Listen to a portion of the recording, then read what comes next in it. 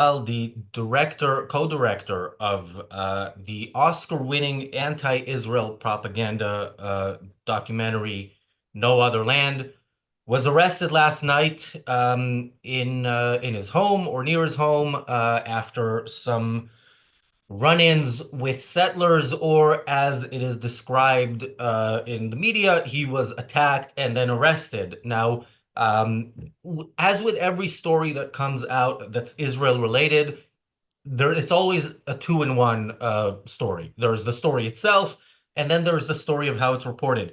What bothers me the most about how it's reported is nobody is able to say, look, we don't know exactly what went on, and put it in the context of what we do know about how things how information comes out of Palestinian controlled territories, especially in the West Bank when it comes to so-called settler violence. So we've spoken on this channel about B'Tselem, a despicable anti-Israel Israeli organization that sometime 10, 15 years ago realized that nothing helps the anti-Israel cause more than video footage of evil Jews attacking innocent Arabs. And B'Tselem handed out cameras. That was their main project, handing out cameras so that Palestinians can document such violence. Now, we always see this footage.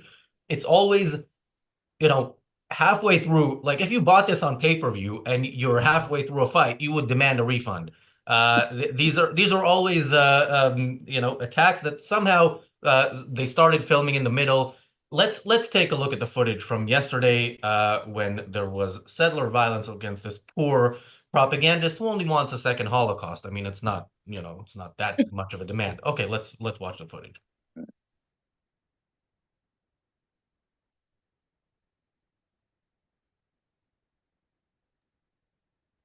Okay, I'll need like a minute. Oh, Well, then I will say welcome to the Daily Objective. I'm joined by James Valiant. James, your initial thoughts before we see the clip.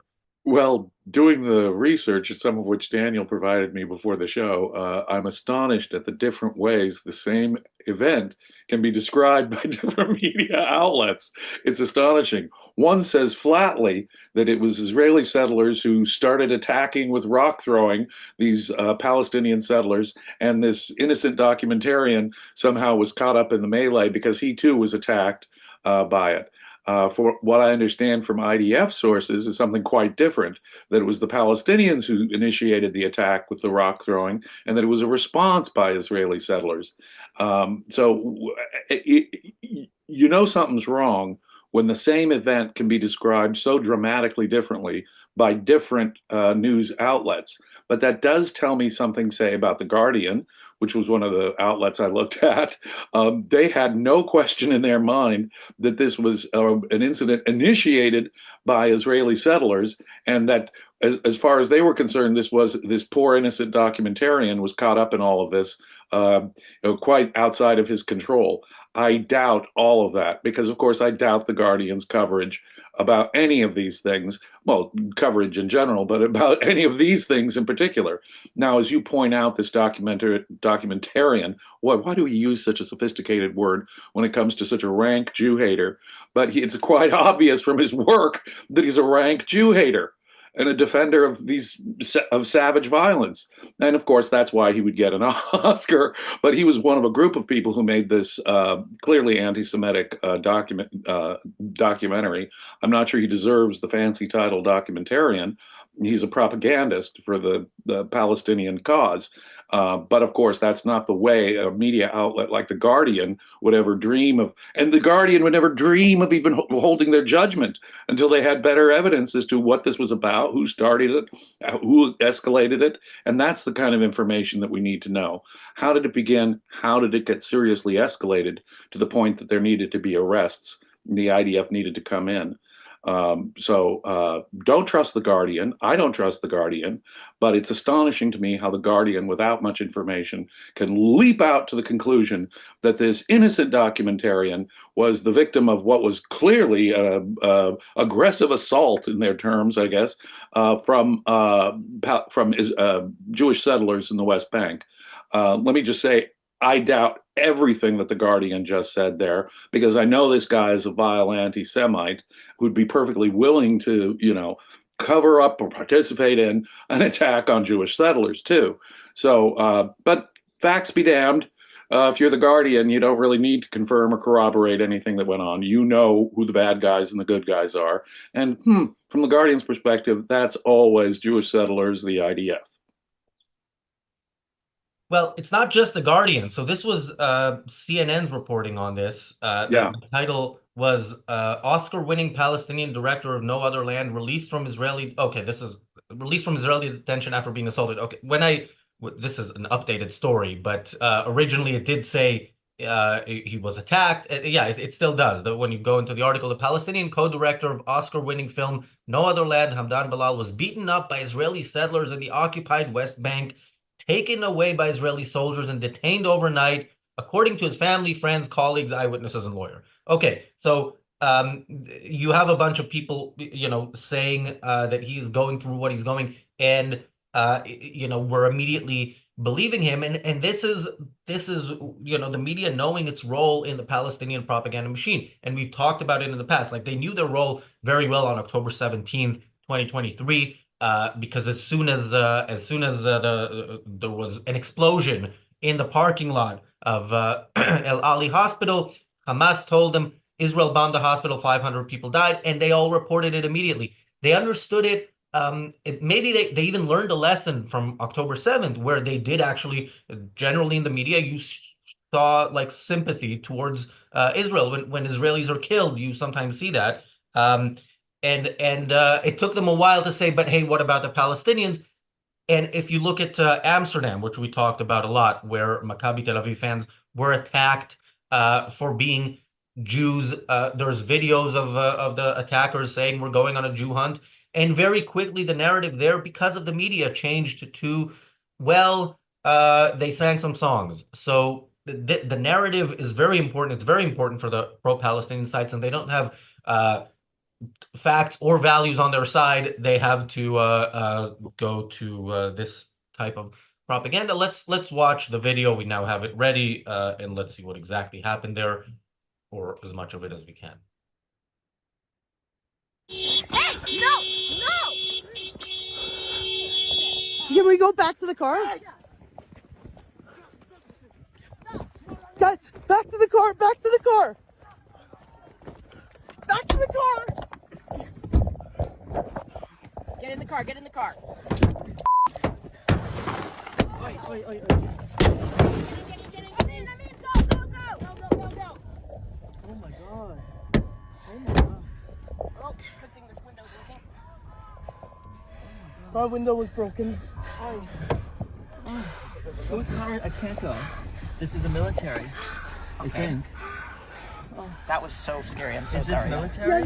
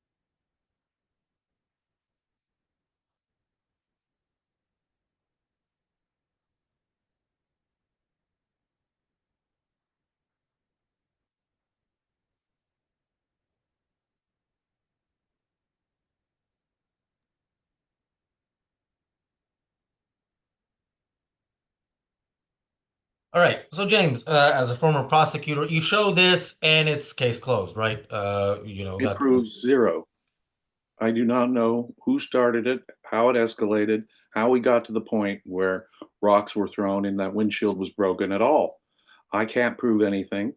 As a prosecutor, that video would have zero probative effect, as evidence, I would need to, first of all, much, much more context for me to even use that video in any way. Now, I'm not saying if this were a trial against either Palestinians or potentially Israeli settlers, I don't know.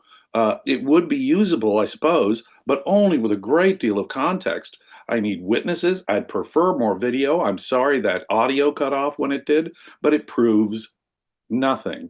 And let me just say that real clearly. This proves nothing about anything. I do know there was an attack that involved rock throwing. That's about all I can say from this. And that some people were scared. That's all it proves.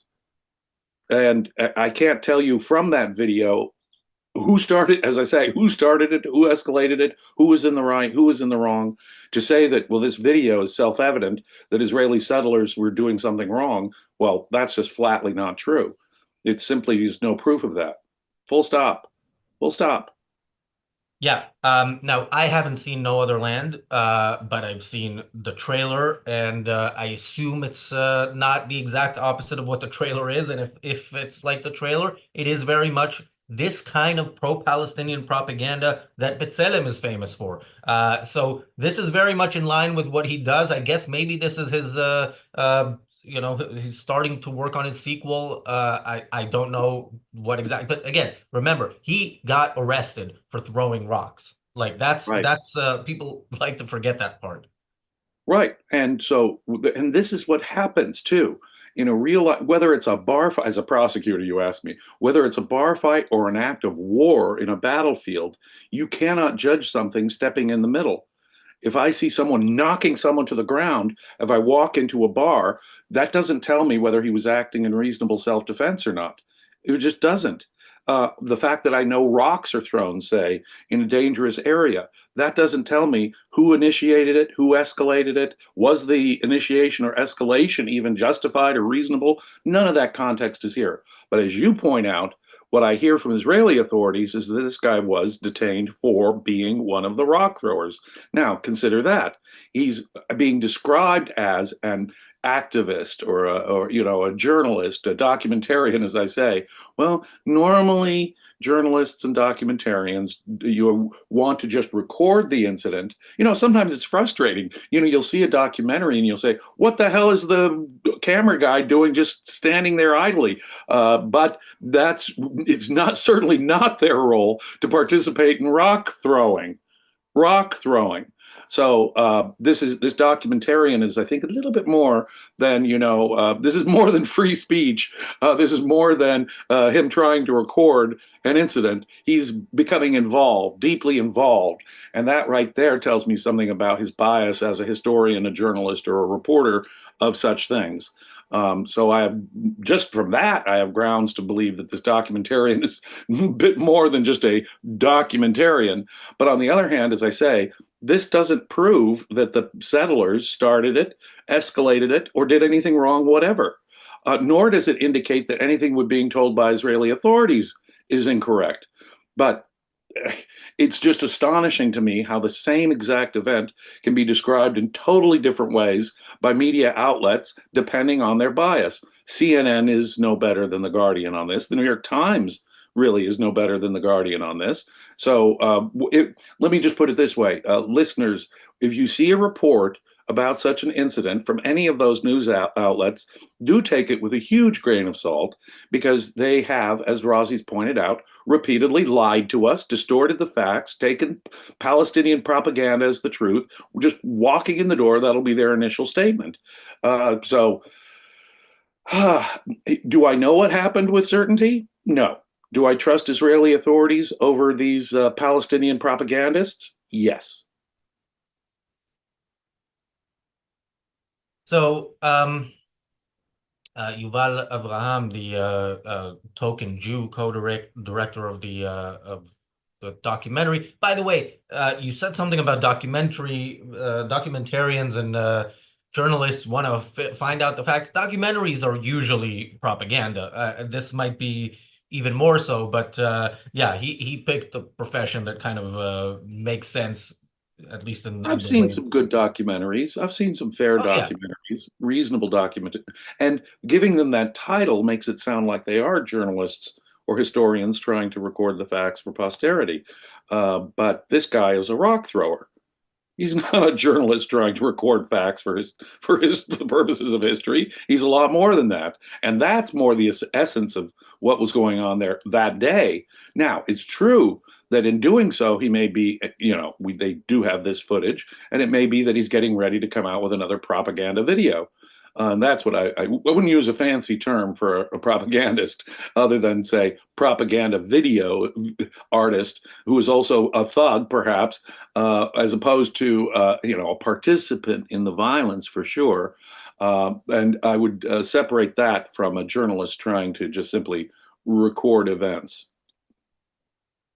Yeah, and so on his Twitter, Yuval Avraham says that he shows the video and he says that the video is by Anna Lipman. I remember that name because about an hour ago I was watching her being interviewed on Democracy Now, a channel that someday we'll get a show about it on this channel.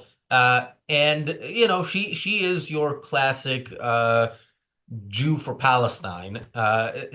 She's not a trustworthy source, let's put it that way. I mean, it could be that she films something as it actually happens, but if you look, if you consider the source, this would not be one of the people you're going to be most likely to believe, as these people How are. many times have we seen perps cry out as victims in the middle of the incident? I mean, whether it's on a US college campus or in a real battlefield or in a real terrorist situation, very frequently the That is the bad guys. Palestinian way. That is the Palestinian Yeah, way. but how frequently do bad guys, and of course, since that is, and we know this is explicit Palestinian policy, to propagandize, to lie, to use their own civilians as it's part and parcel of their wider plan to get Western sympathies. But they'll cry, "Oh, I'm being persecuted. I'm being oppressed. I'm being oppressed. Help, help!" When they were the initiators, when they are active participants in violence, don't believe their cries for, "Oh my gosh, I'm so scared." I mean, it's almost as though the whole thing, since we don't have the full context, was there to show you, oh, see, there was rock throwing, there was a smashed window, there were people running away saying, "I'm so scared." Okay, what is that? What is that? But on the face of it, an out of context clip designed to create sympathy for that side. And it doesn't matter whether it's one of these, your affiliation religiously is not the essence here. It's your political statement there that's being made. And here it's unmistakable. There's sort of a political assertion being made. "I'm so afraid. Oh, these are Israeli soldiers. Oh, my goodness." Never let a picture is not an argument, as Dr. Peikoff has taught us. A picture is not an argument. Even a moving picture of several seconds is not an argument, or a few minutes is not an argument. It doesn't give you the context at all. And in fact, you could be hearing actors putting on the show for the video they know is being made. That, more frequently than not, is the case. Thank you, Bonnie, for the super chat. Thank you, Jonathan, for the super chat. Thank you, PC, for the super chat. PC says, Razi, James, the UK is officially woke. Yes, well, not officially. That would have to be like made official, but it is as close to officially as possible. The Woke Act of 2025 is yet to be passed by Parliament, but shy of that. Thank you, Bull Moose, for the super chat. Bull Moose says, also doesn't help when it's just referenced as rock throwing. It needs to be referred to as assault. Yes, but this way you know the specific type of assault, which is very much a Palestinian type of assault. Thank you, PC, for another super chat. PC says, Razi, Democracy Now is biased, no good. Yes, absolutely. But they are they're a big Western source of anti-Western hate, and for that they deserve to be the topic of a show on this channel at the very least. They're repeatedly cited in Western media, in English language media sources, repeatedly. So yeah, I wouldn't trust anything that they say. Okay, so Yuval Avraham tweeted this 6 hours ago. after the assault, Hamdan was handcuffed and blindfolded all night in an army base while two soldiers beat him up on the floor. His lawyer, Leah Zemel, said after speaking with him just now, he's still held in the Kiryat Arba police station. Then an hour later, he tweeted that he is now free. And but yeah, this is again, we can't trust the source, and we unlike the BBC's policy of how did Jeremy Bowen put it about reporting death toll numbers from the Gaza Health Ministry. Well, those are the only numbers we have. What do you expect us to do? Not report? So yeah, media. Well, I do expect you to say that just because this guy's hired voice, his shill lawyer has said something, doesn't mean you can take it to the bank as true.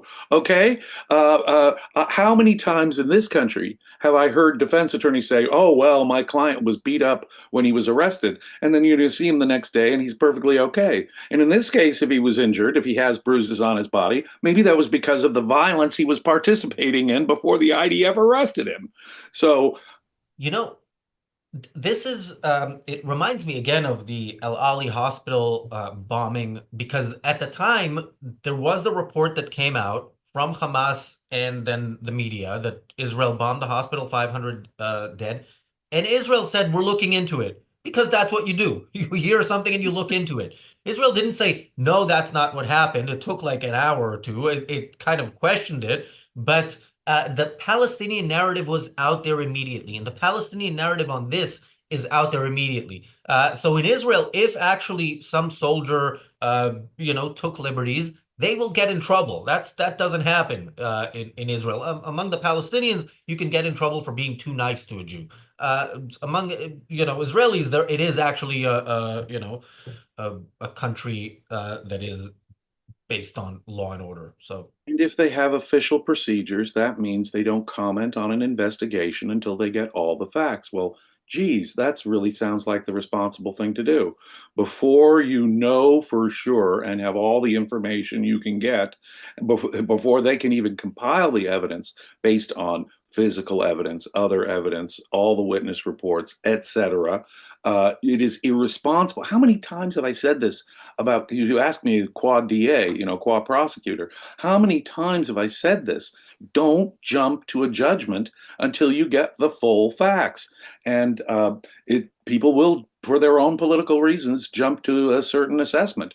What's irresponsible here is that the media, important media outlets, jump to that conclusion and print it as though it's true. Well, that makes them worse than poor journalists. They are propagandists who are just hammering their political point, whether it's based on fact or not. That's irresponsible journalism. At the nicest way I could put it is that it's irresponsible journalism. In this case, it's irresponsible journalism that's giving aid and comfort to aggressive thugs, perhaps. And so when you do come out and you say, well, this is the Palestinian narrative that has got to be true, and how many times have we seen them have to, or we would have to come back and use some statistician or the actual facts or admissions that come out later or physical evidence that comes out later that shows that the Palestinian statement and position was a load of crap. It's happened so much that it's now beyond journalistic irresponsibility. It is sheer propaganda. In the negative sense. I mean, propaganda can be neutral, actually, if it has an educative effect. But here it's about a specific fact, and they're taking an angle on it. So this is propaganda in the negative sense, designed to warp and distort the situation and influence minds. Yeah, and we do know that this is not one, in most media outlets that do this, it's not one journalist that somehow got away with it. It is a policy of, it's an editorial policy. We need to show the things that will make people say, oh no, poor Palestinians, oh no, evil Israelis. That is editorial policy that's for seemingly most Western media outlets when it comes to certainly the Guardian, CNN, the New York Times, and I can keep listing. But yeah, big ones. That's what's so sad. Thank you, Jonathan, for the super chat. Thank you, Bronx Guy, for the super chat. Somebody in the chat says Bibi needs to take advantage of Trump giving him license. I mean, we've been saying this. The fact that Trump is saying the things he's saying when he says them from time to time. He says contradictory things sometimes, especially if you know, broaden the net and look at what some of his advisors say, that's even worse. But yes, when Trump says, I've told Israel to do whatever they want, that is the moment that Israel needs to do whatever it wants. I think it's doing a bit more right now, but it's still doing it kind of seemingly with the intention of putting pressure on Hamas to come back to the negotiating table and sign a deal. If Steve Witkoff were to comment on this, he would say, "Oh, how unfortunate that this." He would try and take a despicably morally neutral stance, even if he knew the facts were absolutely that the Palestinians attacked Israelis from the outset. Trump wants peace and stability, and he'll negotiate with anybody, and he'll even send out his negotiator to spin it in whatever direction, whether it's Ukraine, Israel, you name it, so that Trump can cut a deal with any evil player on this planet. So I wouldn't trust one of Trump's people either on this. So, Well, I agree. This is, I think this might be a story that will be developing, and we might hear more about it because, again, it's how it's and reported. if it should turn out that this was an aggressive attack by a bunch of Israeli settlers who just, had knew that this guy was a documentarian and that's the only reason why they attacked, I will be happy when I hear the evidence to say, oh, I was wrong in this case. But how many cases has it been all Palestinian propaganda? So I'm not holding my breath, folks. This is probably just what we've seen 100 times before: Palestinian propaganda, one-sided bull. You know what I mean? Repeated as Western media, CNN and The Guardian typically do. So no, this doesn't move the epistemological, use a fancy word, this doesn't move the epistemological needle for me in the direction of the Palestinians. And that's what this whole reportage, and maybe what the whole incident itself was designed to do. Well, there was some interesting reporting yesterday when a reporter, the editor-in-chief of The Atlantic, basically wrote about how he was added to a private group of U.S. officials, high senior officials like cabinet ministers, discussing yeah. the coming attack on Yemen in what is really a really, really shocking story. I recommend reading it. I recommend watching the show that starts in a couple of minutes. Thanks, James. Thanks, everybody, for watching. And the reality show starts in a couple of minutes. Be safe.